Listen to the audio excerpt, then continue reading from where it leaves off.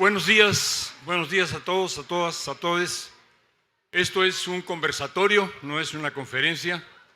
Por lo tanto, ustedes tienen toda la libertad de levantarse e irse. No tienen obligación, no sé si firman aquí también de estancia. Y pueden preguntar, intervenir, opinar en cualquier momento. Voy a hablar de un tema que a lo mejor no es el que yo hubiera elegido si supiera que iba a haber un auditorio de jóvenes, de muchos y muy jóvenes. Pero es el tema que yo pensé y es el tema que voy a desarrollar. Insisto, en el momento en que alguien diga ¿por qué estás diciendo esto? No me parece, o no lo entiendo, o aclara, o explícame, tienen todo el derecho de intervenir y yo trataré de ampliar mi exposición. El tema del que yo voy a hablarles es de una muy mala noticia, una buena noticia y una muy buena noticia. Una noticia excelente. La muy mala noticia es la situación en la que está el mundo entero. La buena noticia es la situación en la que está América Latina, que es una excepción en el mundo. Y la muy buena noticia es la situación de México, que está mucho mejor que América Latina, que a su vez está mejor que el mundo. Algunos van a decir que viven en México y que México no está bien. Bueno, si vivieran en otros lugares, si vivieran en Europa, si vivieran en África, en Asia, si estuvieran en Palestina, si estuvieran en Ucrania o en Rusia, estarían en guerra. De eso voy a tratar de hablar y ni modo, si alguien se aburre, se levanta y se va, no hay compromiso. Y voy a hacerlo aquí abajo porque aquí arriba parece que uno tiene jerarquía y uno no tiene jerarquía. ¿Y por qué digo que el mundo está muy mal? Los que tenemos años de vida, debo regresar, ¿verdad? Sí.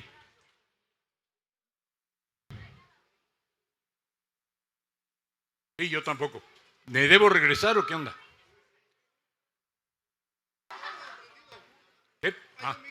Hay otro.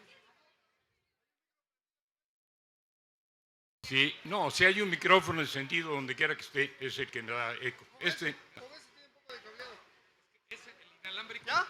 Ya está. Ok, reanudamos. La mala noticia, decía, es que el mundo está muy mal. Que estamos viviendo una de las...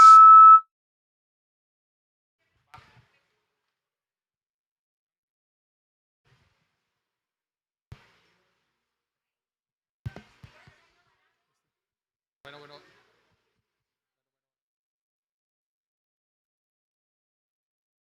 Con el cableado.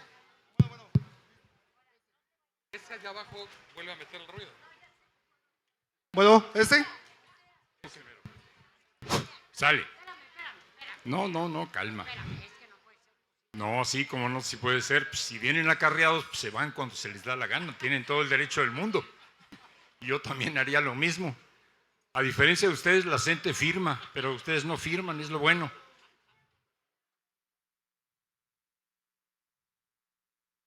Y bien, los que queden por un rato, vamos a reanudar después de las dificultades técnicas y de otro tipo. Decía yo que el mundo está muy mal. Y una de las evidencias de esto es que tenemos dos guerras. Quienes tenemos algunos años de vida, nos tocó una gran guerra, la Segunda Guerra Mundial, cuando menos de muy niños, y fue terrible. Pero ahora en el mundo hay dos guerras. Ustedes están viviendo en un mundo donde hay dos guerras. Y ya no voy a hablar de los jóvenes porque ya no pelan, vamos a hablar de los que todavía se dan cuenta de que estamos en un mundo en donde hay dos guerras. Una guerra en Europa, Ucrania, Rusia. Para que a nadie se le oculte, es el expansionismo de la OTAN, de la Organización del Tratado del Atlántico Norte, sobre Rusia, la amenaza que representaba la expansión de la OTAN en esa dirección que provocó la reacción de Rusia. Bien o mal el hecho es que tenemos una guerra Rusia-Ucrania que está dejando todos los días muertes. Y además tenemos otra cosa que yo no llamaría guerra. Lo que está ocurriendo en Gaza, lo que está ocurriendo en esa parte de Palestina, no es una guerra, es una masacre. Los palestinos están siendo no derrotados en una guerra, sino aniquilados asesinados, hombres, mujeres, niños, muertos de hambre porque no hay forma de comer, no hay manera de que entren los alimentos y no hay manera de producir en un lugar donde está siendo bombardeado todos los días. Y la intención que tiene Netanyahu, la intención que tiene el gobierno de Israel es la aniquilación del pueblo palestino de Gaza.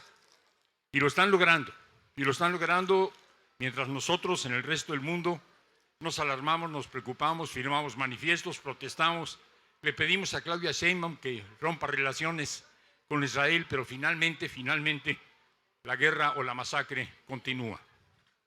¿Qué más tenemos para quienes más o menos se enteran y ven lo que está pasando todos los días? El señor Trump envió barcos de guerra al Caribe. El Caribe no tiene nada que ver con Estados Unidos, todavía el Golfo de México, pero el Caribe no tiene nada que ver con Estados Unidos. ¿Qué tienen que hacer los barcos de guerra estadounidenses en el Caribe? Amenazar a Venezuela. No es que estemos en guerra todavía, pero ¿para qué mandas barcos de guerra a las costas de un país con el que tienes supuestamente alguna relación comercial, pero al que has estado agrediendo? Pues finalmente es una amenaza. No digo que es una amenaza que se vaya a cumplir, no digo que vayan a invadir, pero siendo Trump quien es, no es imposible. Entonces tenemos una guerra en Europa está en guerra, Rusia y Ucrania, una masacre en Palestina y una amenaza de guerra en el Caribe. Ya esto sería malo, muy malo, lo es, sin duda, pero tenemos todavía más. Tenemos una derechización de los gobiernos de todo el planeta. Los gobiernos, que no son todo, pero que son importantes porque son los que toman decisiones. Sí, gracias. Los gobiernos de todo el mundo, en términos generales, están virando hacia la derecha. No quiero decir que en el mundo los gobiernos fueran muy de izquierda, pero bueno, había de todo, había de izquierda, había de centro y había de derecha. Ahora hay muchos de derecha, de extrema derecha, algunos de centro y muy pocos de izquierda. Estoy hablando del mundo en general. Después va la buena noticia. Ya no digamos en Estados Unidos, ¿no? Tenemos un gobierno claramente de extrema derecha, un gobierno fascista, un gobierno negacionista, dice que no hay problema climático, dice que no hay destrucción del entorno, que no reconoce que haya un problema de derechos de la mujer y de violencia sobre ella, que no reconoce los derechos de los pueblos originarios, ni mucho menos la descolonización. Un gobierno completamente derechista, Trump. En Europa, la vieja Europa, la Europa del estado de bienestar, la Europa de las democracias, la Europa cuna de la democracia, hoy está gobernada por la derecha y la extrema derecha en algunos países. Los países nórdicos, que eran así como la maravilla, ¿no? Aquí sí hay democracia, pluralidad y bienestar, se vive bien. Hoy la derecha está avanzando también en los países nórdicos, en Noruega, la mayor parte de los gobiernos europeos hoy son de derecha, extrema derecha, centro derecha, y uno o dos socialdemócratas, por ejemplo, como el de España, que francamente está mucho más en el centro y en la derecha que en la izquierda. Europa derechizada. Bueno, ¿qué nos queda? Países grandes, enormes, la India, el país más grande del mundo en términos poblacionales, ya le ganó a China. Tiene un gobierno de derecha. Un gobierno de derecha que viene de un partido de derecha, que viene de un grupo de derecha fascista. O sea, los miles de millones de hindús, ¿no? De indios, no es el hinduismo, es una religión, están siendo gobernados por la derecha. ¿Qué más quieren? Gobiernos de derecha. Los que nos enteramos de lo que está pasando en nuestro entorno, pensábamos que el neoliberalismo era la modalidad más siniestra del capitalismo. Que con el neoliberalismo, con este tipo de políticas, con este tipo de gobiernos, el capitalismo había llegado a su fase más negativa posible. El capitalismo en decadencia, el capitalismo crepuscular, estaba acercándose a su fin, pero estaba apostándole al mercado de manera irrestricta, estaba olvidándose de los derechos y estaba imponiéndolos un orden insoportable. El neoliberalismo era el fantasma, el perro negro, pues, de todos los que somos razonablemente progresistas. Hoy sabemos que hay algo peor. Hay algo peor que el neoliberalismo. Hay un viraje hacia la derecha de los que eran neoliberales. Trump es peor que los neoliberales de antes. Trump es peor todavía, si es posible, que Biden, por ejemplo. Porque el neoliberalismo, por ejemplo, y la teoría de un mercado libre, un mercado que funciona sin restricciones, un mercado en el que todo el mundo tiene derecho a participar, ciertamente un mercado que es el paraíso de los tiburones del mercado, de las corporaciones, de las transnacionales, que son los únicos que ganan con ese mercado libre. Pero ese mercado libre, finalmente, un mercado en donde las mercancías se intercambian supuestamente por sus precios, está siendo sustituido por un mercado intervenido, y no intervenido por cualquiera, no intervenido en términos de justicia o de equidad, sino intervenido por una gran potencia. Proteccionismo de gran potencia, destruyendo un mercado razonablemente libre, es peor todavía. Y esto a fuerza, todos lo sabemos, de cierto tipo de impuestos. ¿Y por qué dije que iba ya a dar una buena noticia? Porque América Latina es la excepción de todo lo que he dicho hasta ahora. En América Latina no está ocurriendo lo que yo he hablado, lo que yo he planteado para el mundo entero. América Latina es, perdón que lo diga así, pero es el paraíso, pues. Es el único lugar soleado del planeta. Para planteárselos de otro modo, es el mejor lugar para vivir. Si alguien tuviera que elegir un lugar donde vivir, tendría que elegirlo para América Latina. América Latina es el mejor lugar del mundo. Vivir en Europa ahí es un infierno, vivir en África es un infierno, vivir en Asia es un infierno. Vivir en Estados Unidos es un doble infierno. Vivir en cualquier país, en casi cualquier país latinoamericano, porque hay 3 o 4 que escapan a lo que estoy diciendo, al final hablaré de ellos, es finalmente vivir en el mejor lugar posible. El mejor lugar del mundo es América Latina hoy. ¿Por qué digo eso? Porque en América Latina desde hace, no un poquito, desde hace un cuarto de siglo, desde hace ya más de 25 años, desde que hubo en Venezuela un acontecimiento sorprendente, extraordinario, inesperado, un militar golpista, un hombre perteneciente a un ejército represor, como era el ejército venezolano, estoy hablando de Venezuela, que había intentado un golpe de Estado, logra un triunfo electoral en Venezuela, que es casi una revolución. Gana Hugo Chávez en Venezuela con el 56% de los votos. Es un país que no hay segunda vuelta. Y lo gana con una promesa: no voy a gobernar bien y voy a hacer esto y lo otro, voy a hacer una nueva constitución. Mi promesa es que una vez que yo gane voy a convocar a una asamblea constituyente y vamos a cambiar el sistema político, vamos a cambiar el régimen, vamos a cambiar el modelo de Venezuela. Y se hace una nueva constitución. Y empieza el siglo, el siglo XXI, con un modelo distinto del neoliberalismo, con una salida por la izquierda al neoliberalismo, con una salida progresista al neoliberalismo, pero por una salida democrática y no por una salida de revolución violenta. No voy a contar la historia de Venezuela, lo que voy a decirles es que en Venezuela votaron la mayor parte por un hombre de izquierda, no marxista, pero bolivariano, y era la manera de ser de izquierda en Venezuela, porque te andabas diciendo que eras marxista y no ganabas la elección, simple y llanamente, pero si decías que eras bolivariano, sí la ganabas.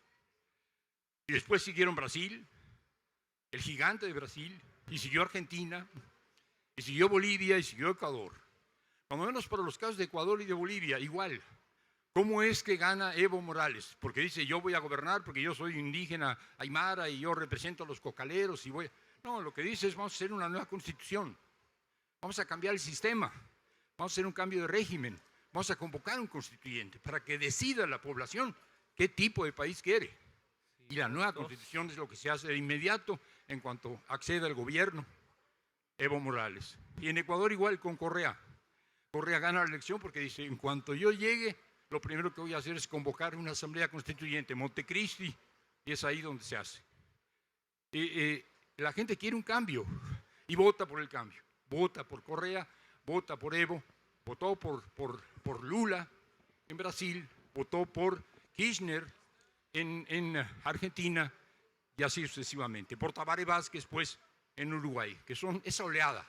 La gente vota por la izquierda en este continente, carajo. La gente vota por la izquierda.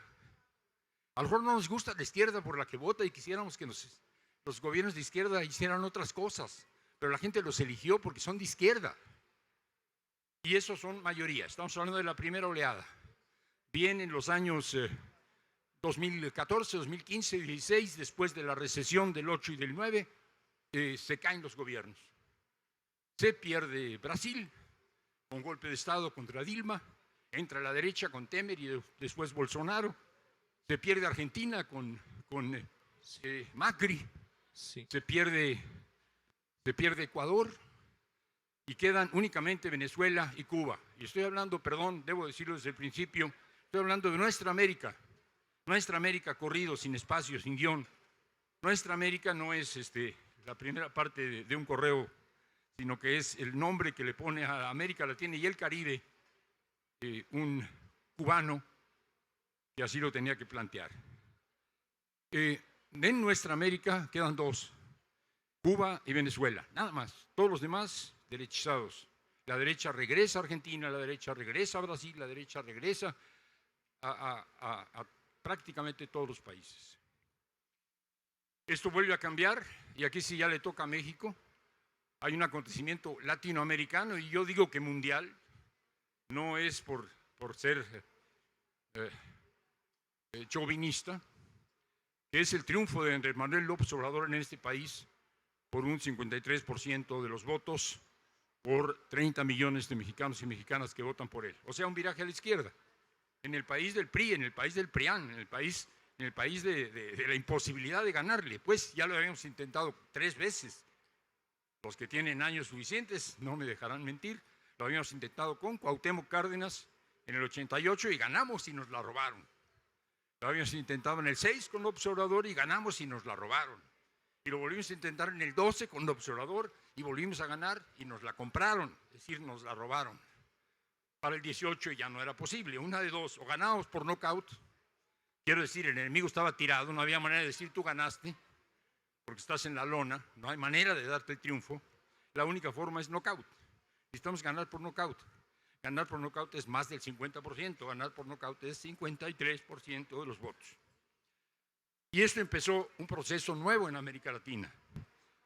Quedaban 2 países de izquierda, con Andrés Manuel en el 18, vuelve uno más, que no había sido, y grande, no cualquier cosa, México, que además es del norte, y luego continúan el regreso en Brasil, y luego regresa en Argentina el peronismo de izquierda, y luego empiezan a caer otros países que no habían sido con gobiernos progresistas, grandes, importantes. Colombia, Chile, que había tenido un gobierno de izquierda dudoso, a la gente no le gusta mucho el gobierno de Bachelet en Chile, que había sido de izquierda, pero había regresado a la derecha, y otra vez, gracias, otra vez llega a la izquierda, ahora con Boric. ¿Y qué es lo que tenemos hoy? Dense cuenta, carajo, dense cuenta. 9 países de América Latina están gobernados por la izquierda. Nunca en la historia de la humanidad había pasado nada semejante. No hay un subcontinente con tantos gobiernos de izquierda juntos al mismo tiempo que América Latina hoy. En toda la historia de América Latina no había ocurrido, en la historia del mundo tampoco. Pensemos en la época de la descolonización en África, que fue muy importante. Después de la Segunda Guerra Mundial, empiezan a salir una serie de gobiernos decoloniales en África. El socialismo africano, uno y otro y otro y otro. Ni así el número de gobiernos progresistas o de izquierda en África, sobre todo en África subsahariana, que es cuando se libera entonces, llega al número de nuestro continente. Tenemos 9 países. Va, Cuba, y hay que ponerlo por delante porque lleva muchos años ya en esto y ha resistido. Segundo, Venezuela, que es la que lleva más rato, después de Cuba, claro. Siguiendo más o menos por ese rumbo, Colombia, que acaba de ingresar, Boric se hará prueba. Algunos compañeros dicen que probablemente va a ganar, esperemos que así sea, va a repetir, quiero decir. Colombia dije, Uruguay. En Uruguay se habían tenido 3 gobiernos progresistas, Tabaré Vázquez, Pepe Mujica, Tabaré Vázquez, se pierde y se vuelve a ganar, vuelve a gobernar la izquierda en Uruguay. Estás llevando la cuenta. Brasil, y esto es importante, Chile, pero es importante, se incorpora por primera vez Centroamérica y Norteamérica. Tenemos un gobierno de izquierda y un gobierno de izquierda importante en Honduras. Ya habíamos tenido un gobierno de izquierda en Honduras, le dieron golpe de Estado muy rápido, no pudo gobernar. Hoy tenemos un gobierno de izquierda en Honduras, un buen gobierno de izquierda, una mujer, la esposa del que había sido derrocado, que resultó, como luego pasa, bastante más combativa y bastante más hábil políticamente que su marido, Xiomara Castro, pues. Acaban de hacer una reunión de la CELAC ahí y es importantísimo esa reunión de la CELAC en un país pequeñito, porque la reunión de la CELAC es la reunión de lo que intentan los latinoamericanos que sea un panamericanismo estructurado, la CELAC. Pero también tenemos Guatemala, carajo, ¿no? Hablar de un gobierno de izquierda en Guatemala es casi un sueño, ¿no? Pero ahí tenemos un gobierno de izquierda, le costó trabajo a Semilla, es el partido, pero ahí está un gobierno de izquierda. Y México, 9, fueron 9, bueno, si me brinqué alguno ahorita que salte. 9 países, dentro de ellos los 2 más grandes, Brasil y México, perdón. Sí, ¿por qué me lo brinco? Porque tendría que abrir una discusión incómoda, porque tengo amigos nicaragüenses que estuvieron en la lucha, que estuvieron en el derrocamiento de Somoza, que estuvieron en la batalla y que tienen que sacar a sus hijos hoy de Nicaragua porque los van a meter a la cárcel. Nicaragua es un dolor de cabeza, o es, como dicen los estadounidenses, un dolor en el culo. Pero ni modo, así es, efectivamente. ¿Por qué no menciono Nicaragua? Hay que mencionarlo, porque cuando Cuba se quedó sola y no quedaba más que Cuba y Venezuela y todos los demás se habían derechizado, tener 3 en lugar de 2 era importante. Y si Nicaragua alineaba con ellos en términos geopolíticos, era importante que Nicaragua estuviera en el bloque. Y no importaba mucho que internamente Nicaragua no fuera un país democrático, ni mucho menos. Porque era una necesidad geopolítica. Cuando no son más que 2, ser 3 es ganancia. Pero yo diría que no juguemos, no le apostemos a Nicaragua mientras tenga un gobierno como el de Ortega. Pero es una discusión que no quisiera tener con el compañero porque puede dividirnos y no tendría sentido. Bien, ¿les va bien a los países de América Latina? Sí, razonablemente bien. Están encontrando una salida por la izquierda.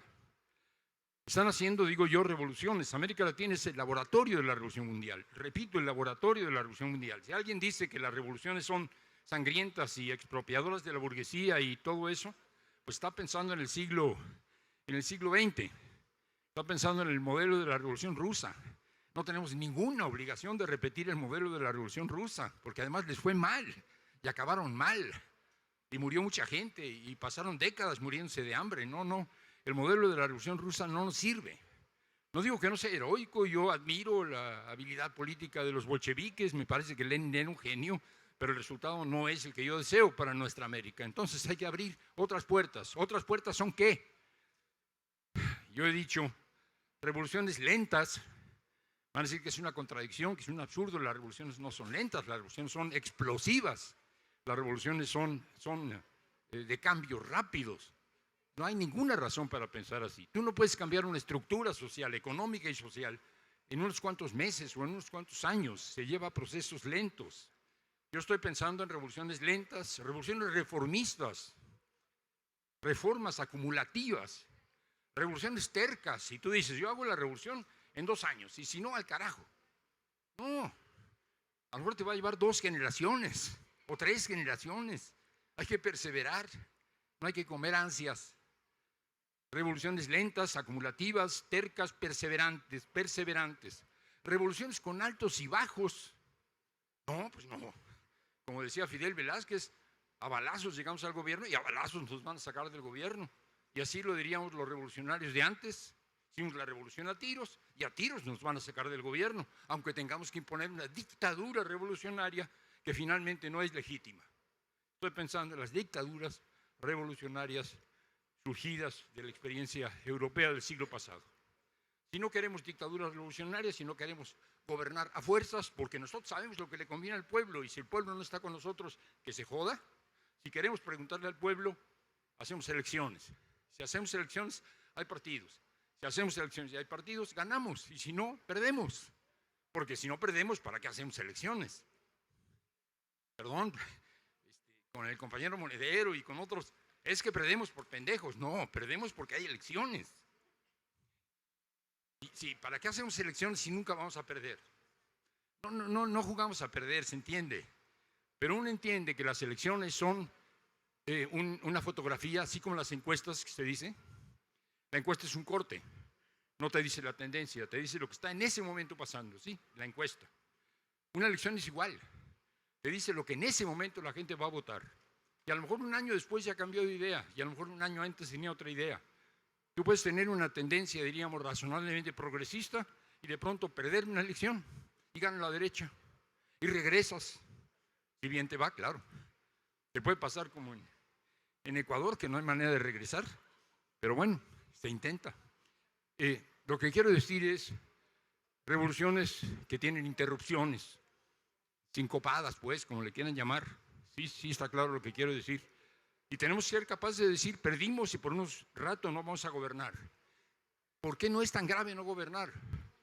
Porque tenemos el sentido común de la gente, porque tenemos una revolución de las conciencias, para plantearlo en términos del observador, que ya caló, y hasta los de derecha, finalmente, no quieren que las cosas vuelvan a ser como eran antes. ¿Sí se entiende la idea? La idea es tener a la gente razonablemente convencida de que estamos caminando hacia un mundo mejor que aquel mundo del que venimos. Y que a veces nos equivocamos, y que a veces las cosas salen muy mal, y nos castigan y votan en contra de nosotros, y perdemos. Pero vamos a volver a ganar. ¿Por qué? Porque finalmente la tendencia de la historia nos es favorable y hacemos trabajo de concientización, una pinche palabra que yo ya hace muchos años que no utilizaba. Pero bueno, revolución de las conciencias, crear sentido común, como les guste. Estar chingue y jode con la gente de que tus derechos no se van a conculcar y que tú tienes derechos, no es que nosotros te los estemos concediendo. Bien, estas son las revoluciones nuevas. ¿Es fácil? Para nada, para nada. Y estamos en México, ahorita va la buenísima noticia al final, la dejo para el final como el postre, ¿no? Bueno, para los niños el postre va al final porque es lo que uno está esperando. No es fácil porque no ganas elecciones porque vas con un buen partido y un buen candidato y la gente vota por ti. Ganar una elección, como cualquier cambio que tú quieras hacer, es un problema de correlación de fuerzas. ¿Cuánta fuerza tienes? ¿Cuántos? ¿Tú y cuántos más? ¿Tú y cuántos más van a ganar esta elección?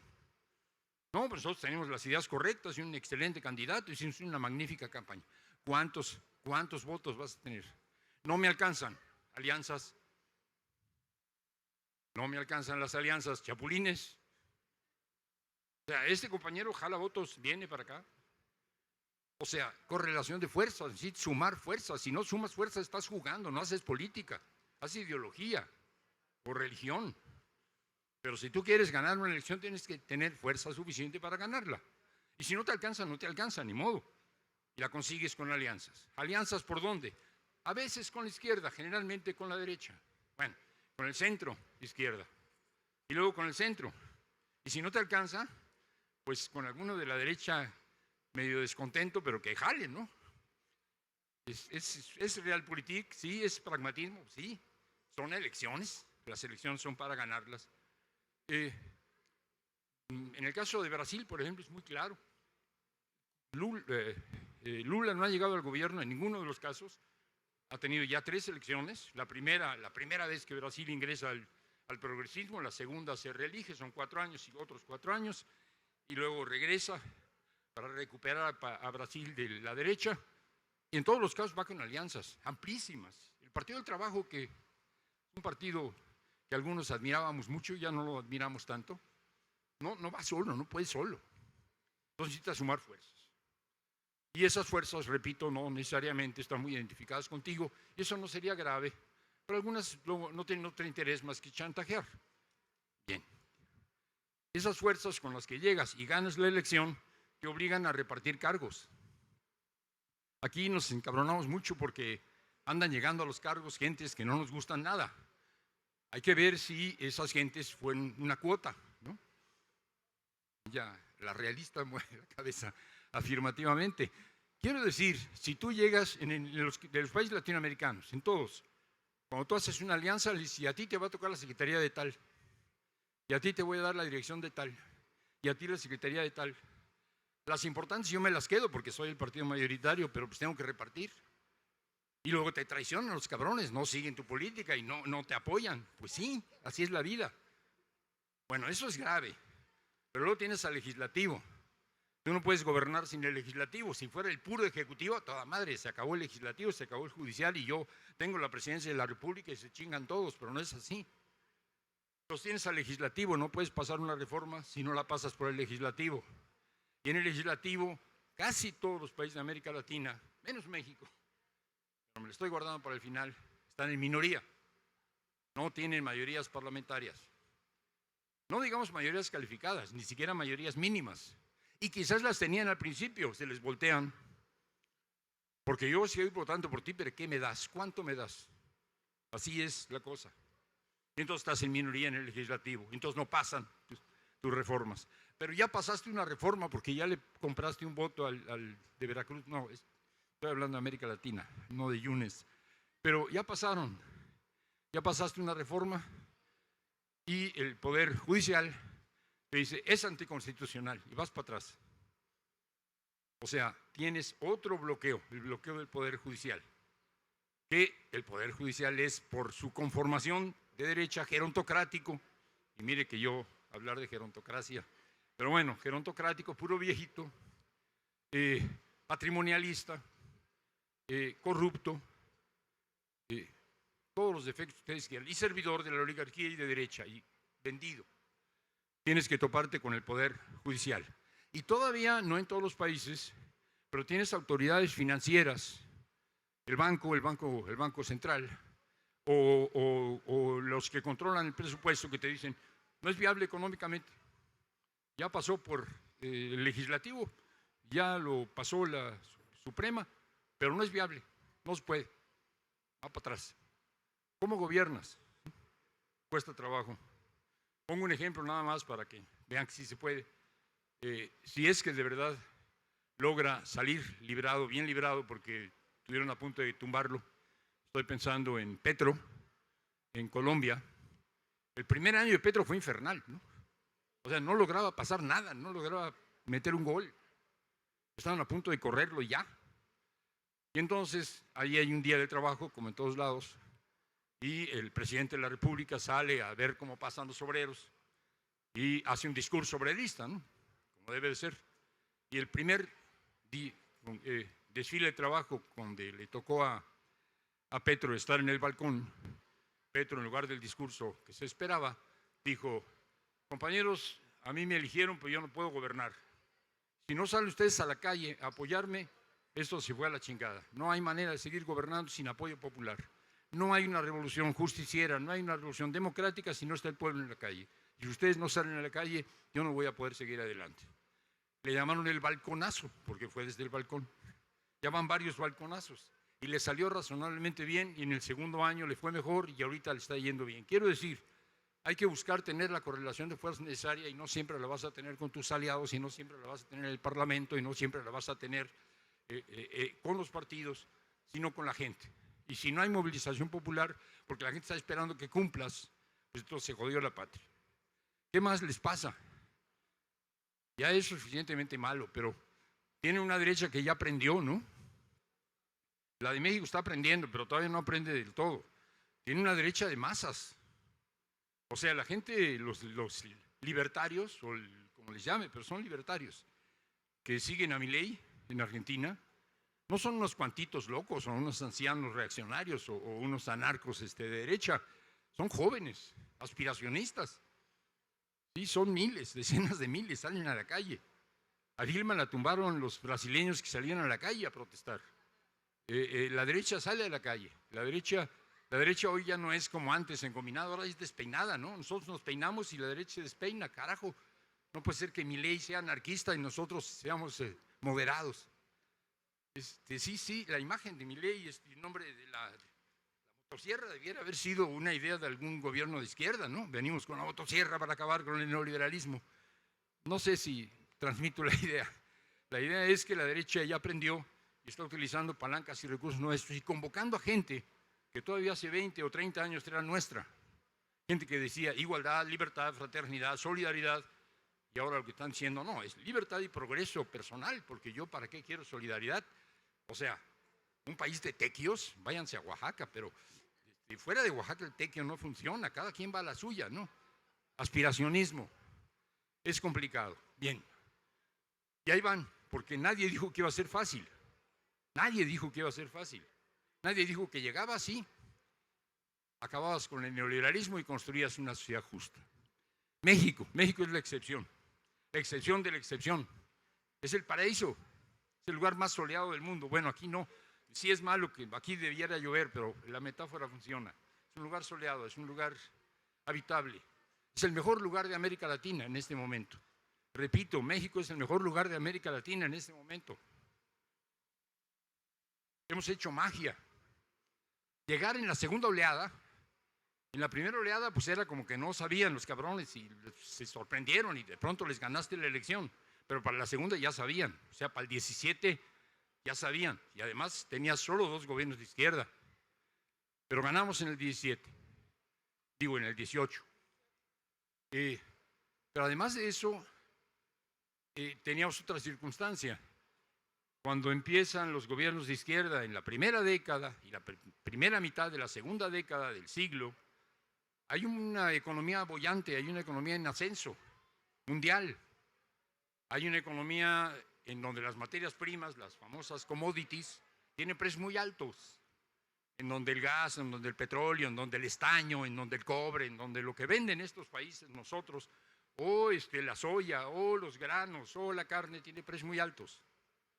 Entonces tú llegas al gobierno en momentos de buena economía.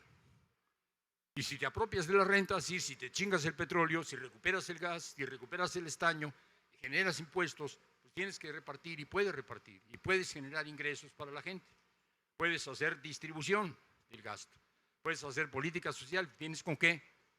En Bolivia tienen 2 cosas, vivían de el gas, o sea, un hidrocarburo, pero en este caso no es el petróleo, sino el gas, el petróleo sería Ecuador, y el estaño, fundamentalmente, y el plomo por ahí. Precios altos, pues ya lo hiciste. Pueblo, uno de los países más pobres de América Latina, salen de la pobreza porque el gobierno capta las rentas que genera el estaño, capta las rentas que genera el gas y redistribuye. Lo que quiero decir es que a México le tocó las vacas flacas, le tocó la época depresiva. De por sí andaba mal la economía para cuando ganamos en el 18. La economía del mundo, quiero decir, las commodities andaban bajas, la economía del mundo estaba muy floja, pero además se viene la pandemia, chinga, o sea, la maldición. La pandemia tumbó la economía del mundo y tumbó la poquita bonanza que pudieran tener algunos y los hundió en la extrema pobreza. Un 80% para el caso de México de empobrecimiento, brutal. ¿Cómo vas a gobernar dándole holgura a la gente con una economía global deprimida y con una economía interna golpeada, como todas, por la pandemia? Y sin embargo se logró, se sobrevive a eso. Y en el primer gobierno tenemos, repito, 30 millones de votos. Y empieza a gobernar López Obrador. Es una metáfora, pero cada año que gobierna López Obrador, gana 1 millón de votos más. Para el primer año ya tiene 31, para el segundo año ya tiene 32, para el siguiente ya tiene 33, para el sexto año ya tiene 36 y gana Claudia. No es exacto, pero sí es así. O sea, la primera vez ganaste con mucho margen, la segunda vez ganaste con más margen. Eso no pasa en el mundo. Y mucho más después de una pandemia, carajo. Pero sí, pasó. Más margen y más porcentaje. ¿Qué más? Voy a ir un poco rápido porque luego va a empezar a hacer hambre y además todos ustedes están aquí porque desde la escuela los enviaron, ¿no? ¿O no? Ah, no. Perdón, un error. Ok. Tampoco firmaron ahí con la CENTE, no. Ok. Voluntarios. No hay torta ni refresco, ni nada. Qué gracia. A ver, regresemos al tema. Pues, bajo esas circunstancias, México logra una reducción de la pobreza muy significativa. Lo vimos hace muy poco, tuvimos el resultado que presentó INEGI. Muy bueno. Yo pensé que la pobreza extrema no iba a disminuir. Muy complicado combatir la pobreza extrema. Llegar a los pobres extremos es muy difícil. Llegar a los pobres medios es más fácil. Pero los programas luego no llegan a los pobres extremos. Sin embargo, se redujo la pobreza extrema, se redujo un poco la pobreza rural, se redujo un poco la pobreza de las comunidades indígenas y se redujo un poco, no demasiado, la pobreza de la mujer y de los niños, que es un déficit, es una deuda. Se redujo la pobreza. Pero México no empezó con una reforma constitucional. Algunos le decíamos a Andrés Manuel, ahora que llegues vas a convocar una asamblea constituyente para hacer una buena constitución porque la que teníamos está toda pedaceada por los neoliberales. No, ni madres, vamos a gobernar con la que tenemos. ¿Por qué? Porque si no nos vamos a pasar 3 años haciendo una nueva constitución y ya que la tengamos se nos acabó el sexenio, entonces vamos a gobernar desde el primer día. Ok. Y la constitución, hay que quede. Ya se acabó el sexenio, ahora sí. ¿Qué es lo que queremos? Plan C. ¿Qué es plan C? Mayoría calificada. ¿Qué es mayoría calificada en la Cámara de Diputados y en la Cámara de Senadores? Transformas al Congreso en constituyente, en automático. Sí me explico. No necesitas citar a una asamblea constituyente. El puro constituyente, senadores y diputados, con una mayoría calificada, se vuelve constituyente.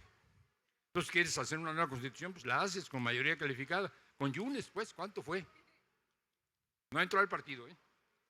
Eso para los que están en el chisme. Queríamos cambiar la Constitución, pero al final no al principio. Lo que hace el observador es enviar un paquete de reformas, no todas son constitucionales, creo que son de las 20, son como 18. Claudia le agrega 2 o 3. Y tenemos una reforma de la Constitución que ya quisieran en otros países. No le reconocimos los derechos a la Pachamama, pero tampoco es tan grave.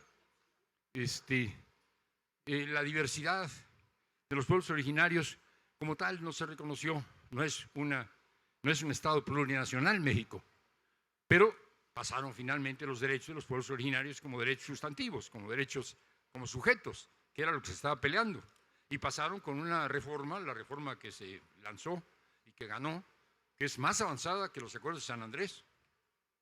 Ustedes comparan los acuerdos de San Andrés con la reforma que pasó, es mejor la reforma que pasó que los acuerdos de San Andrés. No digo que sea suficiente, simplemente que es mejor, copeteada pues. Y si no les gusta suficientemente la reforma, pues está la ley secundaria, o sea, está la reglamentaria.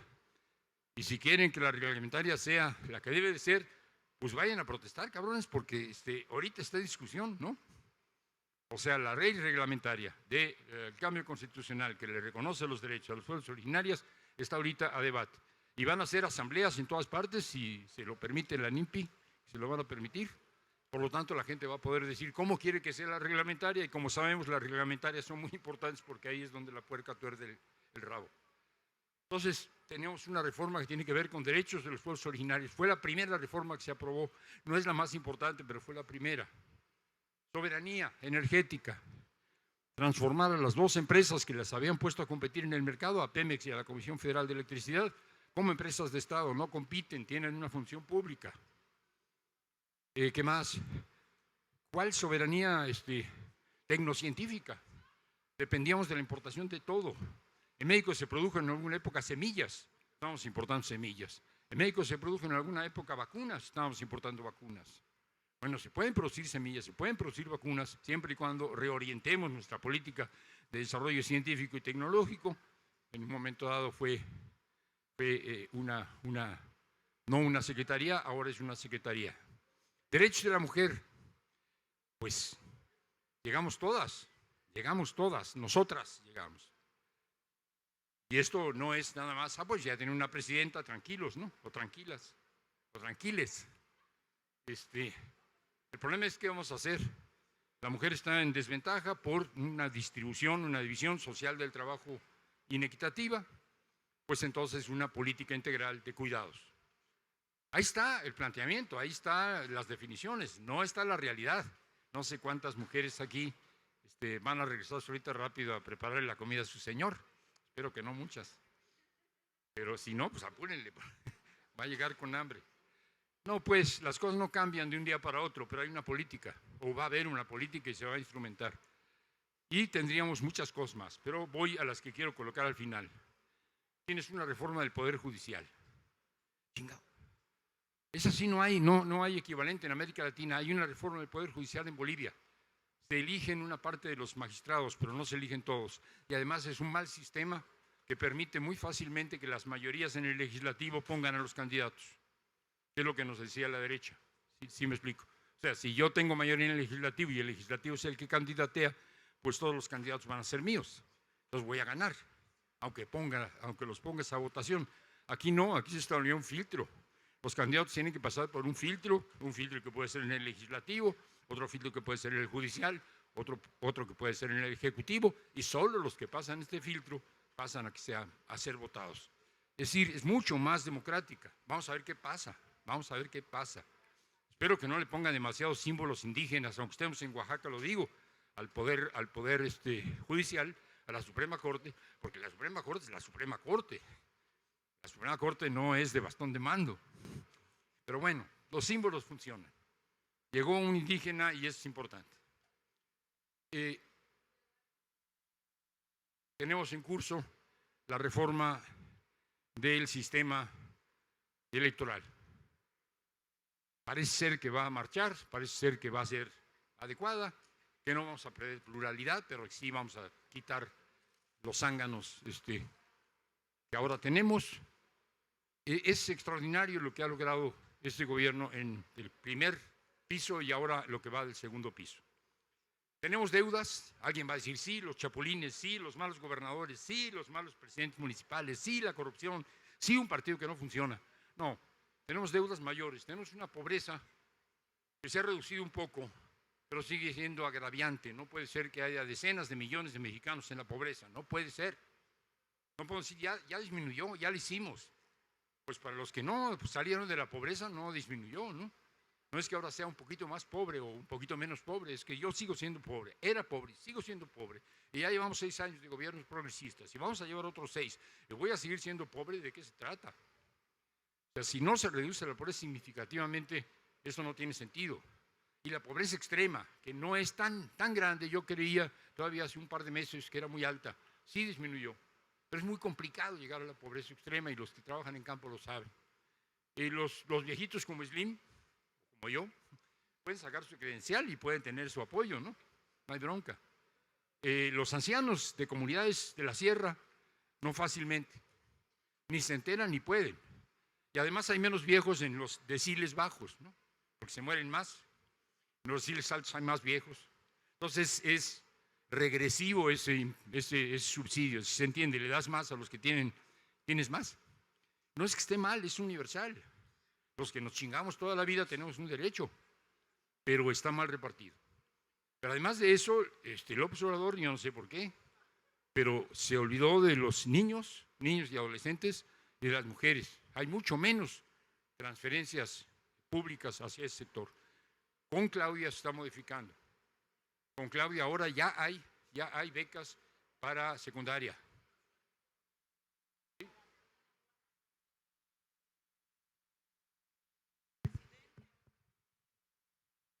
Pienso que no se olvidó el presidente, pensó en todos, pero es una monstruosidad en la que él gobernó también. Tanta fuerza de oposición que todo esto se está dando gradualmente gracias a este nuevo gobierno de nuestra presidenta. Están bajando los recursos ahorita para los de 60 que somos, para los niños, para las madres solas con niños, y todo es, pues pienso que vamos bien. Bueno. Manuel tiene defensoras porque se lo merece. No, yo no quiero decir que Andrés Manuel pudiera haber hecho todo al mismo tiempo, pero él eligió. Le gustan los viejitos. Los digo, hay que hacer justicia con los viejitos. Él va para viejito, la cabeza blanca, ¿no? Sí, pero hay otros, y entonces Claudia, que no tiene vocación todavía de viejitos, descubrió que había que bajar el presupuesto, que había que asumir un presupuesto y no lo pudo hacer todo de golpe. Hoy no lo hay todavía para niños, ni para primaria, y no lo hay todavía para preprimaria, incluso para los lactantes, que es lo que se está planteando. Empezó por secundaria, ¿no? Y va para abajo. Es de a poquito, pero es una deuda. Y hay otras deudas. Voy a cerrar ahí para una mala noticia. Tenemos una dependencia alimentaria mayor que la que teníamos cuando empezamos a gobernar la izquierda. Y alguna demanda era muy voceada por todas las izquierdas progresistas, era la soberanía alimentaria, entendida como autosuficiencia alimentaria, cuando menos en básicos, ¿no? Todos nos llenamos la boca muchas veces del grito soberanía alimentaria, soberanía alimentaria. Sin maíz no hay país, sin frijol tampoco, sin trigo, sin arroz, sin leche. Y bueno, un nuevo gobierno que privilegia el campo, un nuevo gobierno que mete dinero en la agricultura, un nuevo gobierno que tiene como prioridad la autosuficiencia, ya no digamos la soberanía, ya no digamos la seguridad, sino la autosuficiencia en básicos. Terminamos el sexenio importando maíz blanco. Y en Oaxaca, pues ahí siguen, ¿no? Así estaban antes y se van a seguir un buen rato. O sea, es deficiente en maíz, cuando menos Oaxaca, ¿no? Lo que quiero decir es que no se puede hacer todo al mismo tiempo, y aún lo que quieres hacer y lo puedes hacer y lo intentas, no siempre te sale. ¿Cómo le hacemos para hacer que México sea en efecto autosuficiente, como ya prometió Claudia, no en todo, pero sí en maíz blanco? Maíz amarillo lo vamos a seguir importando. En frijol, en arroz y en leche. Creo que hasta ahí se comprometió. A ver cómo. Sí. Parece que hay una pregunta. Antes de que yo le siga, adelante. Sí, ahorita hablaste de la pensión universal. Hablaste de la pensión universal. Digo, es un criterio muy personal. Hay gente que ya tiene derecho a su pensión por trabajo de más de 30 años, 40, no sé, ¿sí? Pero además tienen derecho a la pensión universal, ¿sí?, que a todos les corresponde. En lo personal tengo algunas personas que conozco que ya tienen su pensión de trabajo de 60,000, 70,000 pesos mensuales. Sí. Y aparte ellos reciben también la pensión universal. Eso es lo que mi duda nada más, como que hay una discrepancia, ¿no? Gracias. Sí, nomás aclarar muy rápidamente que en esto de echarle porras a Andrés Manuel se me olvidó que sí, ¿no? Tenemos una mejora muy significativa del salario mínimo, tenemos una reducción de la pobreza muy importante, tenemos un pleno empleo prácticamente, 2-3% es pleno empleo, en términos reales. Históricamente no habíamos tenido pleno empleo, salarios mínimos más elevados, salarios contractuales que también subieron un poco, menos pobreza y más del 50% precarios. No hay empleo formal, no hemos incrementado el empleo formal. Y lo que dice el compañero pues tiene que ver con el empleo formal. Si tú no tienes empleo formal, tú no tienes seguridad social. ¿Sí? Sí, puedes tener derecho a la salud, como cualquier ciudadano, derecho a la educación, como cualquier ciudadano, pero no tienes jubilación, no tienes derecho a la seguridad social. México es uno de los países con menos derecho a la seguridad social, y esto tiene que ver con México, que es uno de los países con un porcentaje más elevado, más del 50% de trabajo informal, que además no paga impuestos. Entonces, pues hay que formalizar el trabajo, no son enchiladas, pero hay que hacerlo. Si el trabajo se formaliza, entonces todos aquellos que tengan un trabajo formal tendrán derecho a la jubilación. Y si ganaste una buena lana y trabajaste suficientes años, pues será muy decente. 60,000 pesos no está nada mal. Pero aquellos que no tuvieron un trabajo regular o viudas que no tuvieron ningún trabajo formal, una pensión universal básica, una renta básica, se ha planteado, no está ahorita, es costosa, es complicada, pero se podría plantear. Ahora, si hay una renta básica, no tiene sentido que hay una renta básica y además 60,000 pesos de o sea, si tienes tu jubilación y es muy alta, no vas a tener derecho a la renta básica. Si te dedicaste a vender globos en los parques durante toda tu vida, pues entonces tienes derecho a una renta básica. No sé si me explico, va por ahí, pero alguien pidió la palabra. Sobre la alimentación, el hecho de manejar la soberanía alimentaria, la verdad creo que es un anhelo muy deseado, pero exaltado, porque Una cosa es la autosuficiencia alimentaria, que bien la hemos trabajado en muchos años, y otros quienes la confunden con la autarquía, que es imposible. Es imposible sobre todo porque esta sociedad nacional, ¿saben en qué ha cambiado mucho? En la alimentación que diariamente practican. La han copiado mucho de los gringos y ha entrado la chatarrización más horrenda que haya. ¿Cómo van a detener ustedes el que han dicho en las escuelas no se deben de vender chatarra alimentaria, llamada alimentación chatarra? Eso los padres no lo entienden. ¿Qué hacen? Un jugo, que es agua pintada, y una cosa edulcorante, y esa es la alimentación. ¿Cómo los altera usted? Y en nuestra sociedad muchas personas ya demandan alimentos del extranjero, y eso nos ha movido el que se ha elevado el gasto en el consumo, pero no precisamente en los productos que más necesitamos. Sí, es otra parte de la política, ¿no? O sea, tú necesitas garantizar, si quieres, seguridad alimentaria, soberanía en tus decisiones para lograrla y autosuficiencia en lo que te propongas ser autosuficiente.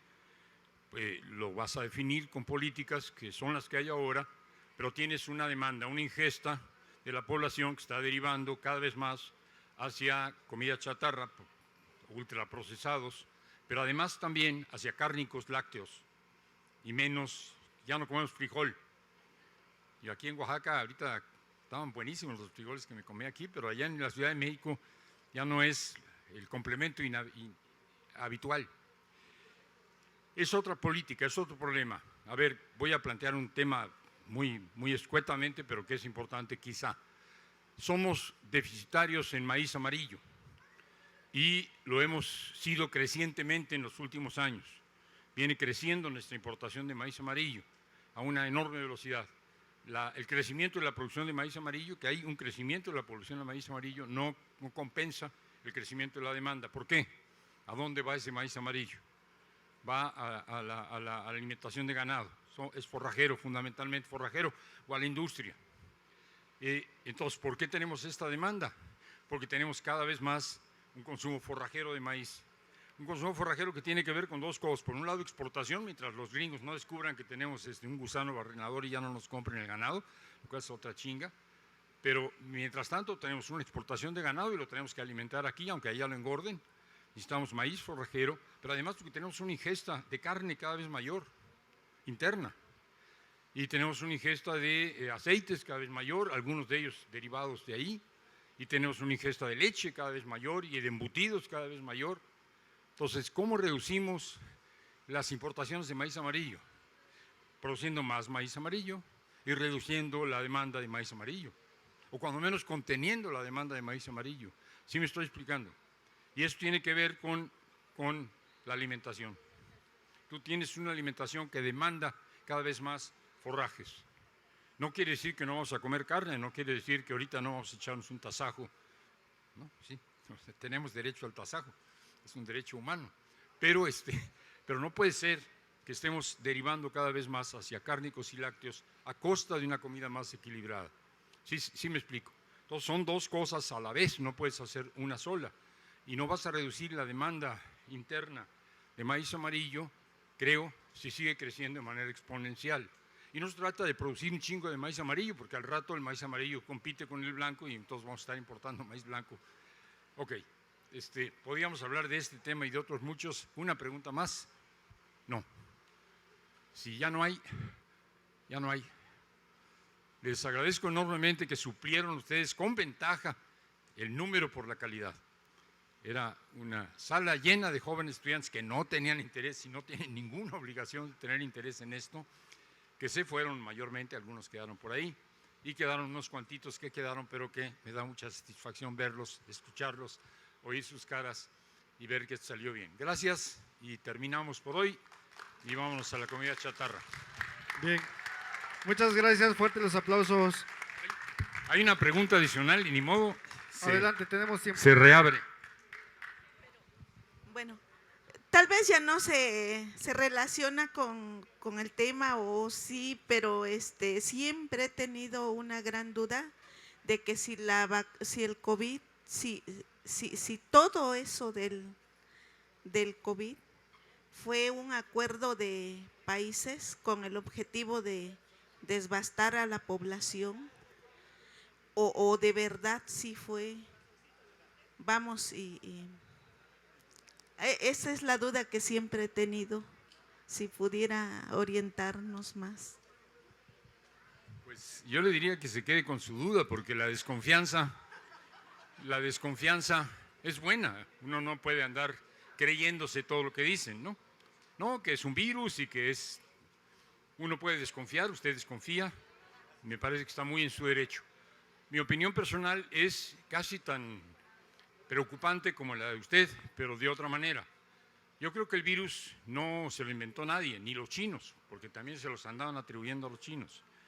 Hay una cosa que se llama zoonosis, que es que un virus, un microorganismo, no tiene que ser virus, puede ser un hongo, una bacteria, que está en un animal, generalmente en un animal, pasa a otro animal o pasa directamente al ser humano.